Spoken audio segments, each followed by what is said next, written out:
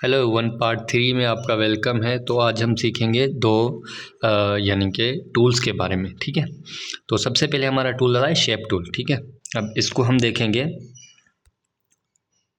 Rectangle tool, लेकिन इसको मैं शेप टूल बोलूँगा क्योंकि इसमें सारी जो आपकी शेप्स हैं वो इसमें मौजूद होंगी, सर्किल से लेके रेक्टेंगल तक, ट्रायंगल तक, और जो भी सारी स्टार्स हैं, जो हमारे गियर हैं, उसके बाद हमारी कैट है, हमारा हार्ट है, ड्रॉप है, ये सारी बेसिक शेप्स हमारी इसमें मिलेंगी।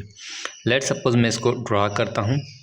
अब इसमें दो चीज़ें आती हैं। ठीक है, अब ध्यान रखिएगा, अगर मैं शिफ्ट नहीं दबाता तो ये कैसे बिहेव कर रहा है, अगर मैं शिफ्ट दबा के इसको चला रहा हूँ तो ये कैसे बिहेव कर रहा है। क्योंकि अगर मैं शिफ्ट दबा के यानी कि माउस के बटन को क्लिक करके ड्रैग करूँगा तो ये क्या करेगा, शिफ्ट दबा के, ठीक है, शिफ्ट दबा के अगर मैं इसको ड्रैग करूँगा तो ये परफेक्ट शेप में होगा। ठीक है, यानी कि ये जो दोनों इसकी साइड्स हैं, जो इसका डायमीटर है वो यानी कि इसकी upper side and lower side दोनों एक ही आएगी।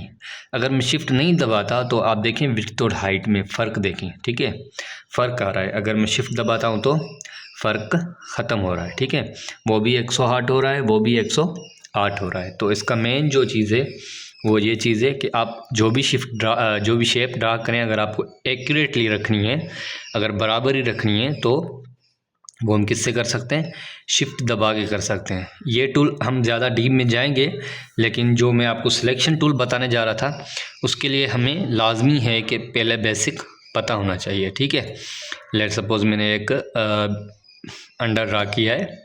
अब मुझे इसको सिलेक्ट करना है तो मैं सिलेक्शन टूल पे ही क्लिक करूँगा। सिलेक्शन टूल की मदद से मैं इसको ड्रैग एंड ड्रॉप कर सकता हूँ कहीं पे भी। ठीक है, सिलेक्शन टूल का मेन काम ही यही है। अगर आप इस पर क्लिक करें तो ये आपके पास आ सकता है option select atoms from moving, rotating and resizing. ठीक है, अब ये जो ऊपर नॉब है इसकी, ठीक है, नोड है इसका, इससे हम रोटेट कर सकते हैं। ठीक है, एक जगह से दूसरी जगह पे। ठीक है, ऊपर आपके पास एंगल भी आ रही है, आपको किस एंगल पे है अभी।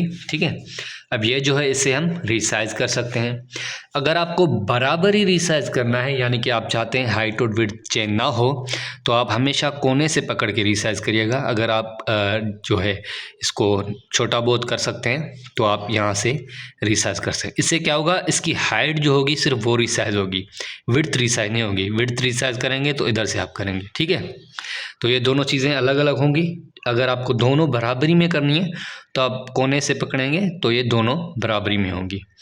तो ये हमारा सिलेक्शन टूल था और ये हमारा सिंपल एक शेप टूल था। शेप टूल की मदद से आप कोई भी शेप बिल्ड कर सकते हैं। जैसे ये हमारे पास एक कैट है, लेट सपोज ये मैंने एक कैट ड्रा कर दी। ठीक है, अब ये बेसिक शेप्स हमें मिली हुई हैं। अब इनके साथ हम करेंगे कैसे, इनके साथ खेलते हैं या करते हैं। ये हमारा जो है शेप,